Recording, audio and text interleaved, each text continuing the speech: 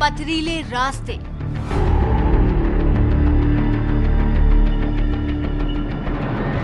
टूटी हुई सड़कें, एक तरफ खाई तो दूसरी तरफ पहाड़ से बहता पानी, और कहने को जो रास्ता है उस पर भरा है ये मलबा। उत्तराखंड में मची तबाही के बाद हर तरफ ऐसी ही उजड़ी हुई तस्वीरें नजर आती हैं। लेकिन इन मुश्किल रास्तों को पार करते हुए एबीपी न्यूज ने किया है यमुनोत्री धाम तक का सफर। वो धाम जिसकी यात्रा को सबसे मुश्किल यात्रा माना जाता है।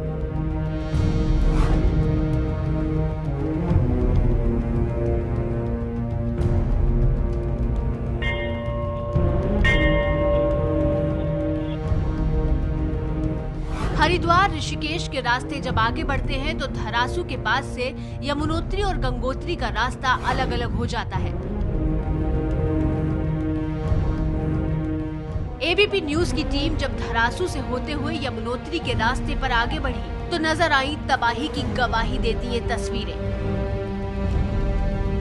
रास्ता बेहद मुश्किल भरा था। मलबे और सड़क के गड्ढे में फंस गई गाड़ी। काफी मशक्कत करने के बाद भी जब गाड़ी नहीं निकली तो पहले तो 4 लोगों ने गाड़ी को धकेल कर निकालने की कोशिश की, लेकिन गाड़ी टस से मस नहीं हुई। उसके बाद की ये तस्वीर देखिए, जब दर्जन भर से ज्यादा लोगों ने गाड़ी को धक्का दिया तब जाकर कहीं कामयाबी मिली।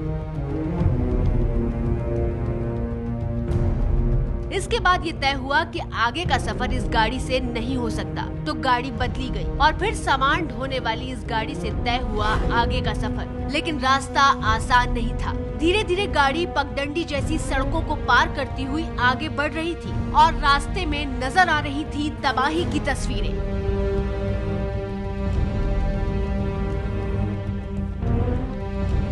ये तस्वीरें उत्तरकाशी के खरादी गांव की हैं, जहां पूरा हाईवे सैलाब में बह गया।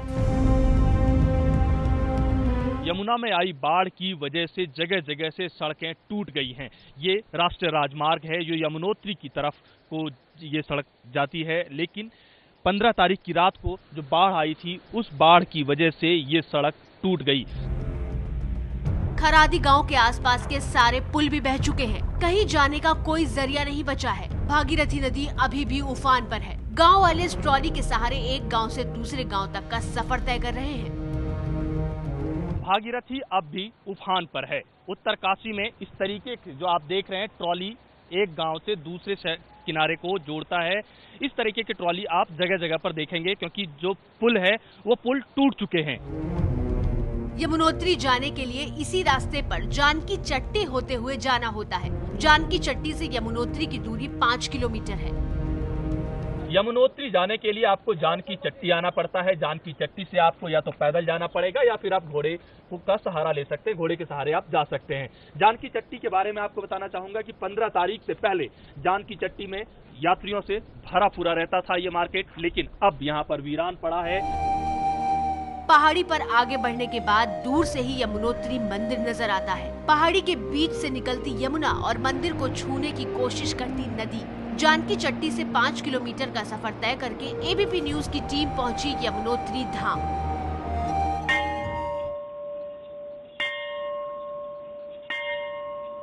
उत्तराखंड में आई तबाही की वजह से जगह जगह पर लैंडस्लाइड हुआ है। लैंडस्लाइड की वजह से सड़कें जगह जगह पर टूटी हुई हैं। इन टूटी फूटी सड़कों से होता हुआ एबीपी न्यूज पहुंचा है 4 धामों में से सबसे कठिन माने जाने वाले यमुनोत्री धाम में। पहाड़ों के बीच से निकलती यह यमुना की वो तस्वीरें जो यमुनोत्री धाम से होती हुई नीचे तक आती है। बर्फ से ढकी इन्हीं चोटियों से यमुना निकलती है। और रास्ते में जो तबाही दिखी है संतोष कुमार को, एबीपी संवाददाता को, क्या क्या नहीं बह गया। खेतों का नुकसान हो गया, घर, दुकान, बाजार, सब कुछ। देखिए,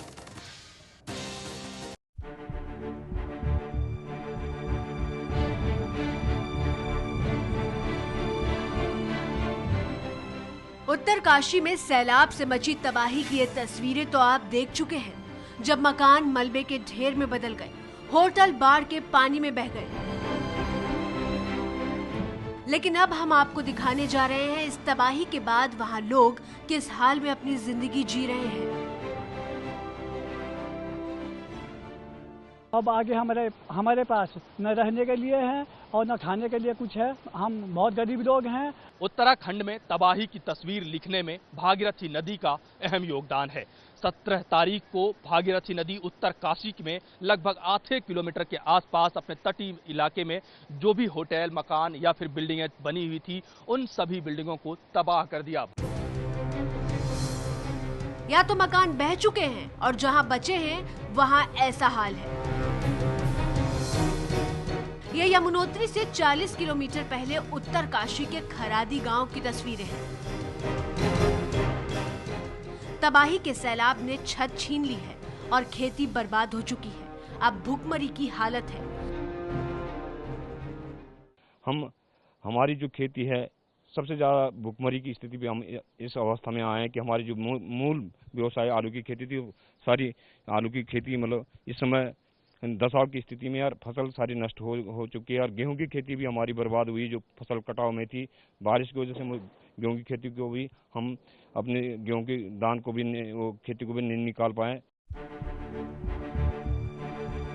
स्थानीय लोगों का आरोप है कि यमुना में ये बाढ़ यहाँ बनाए जा रहे एक हाइड्रो पावर प्रोजेक्ट की वजह से आई है। वो इसलिए क्योंकि प्रोजेक्ट की वजह से यमुना नदी का रुख गांव की तरफ मुड़ गया है, जबकि पहले ऐसा नहीं था।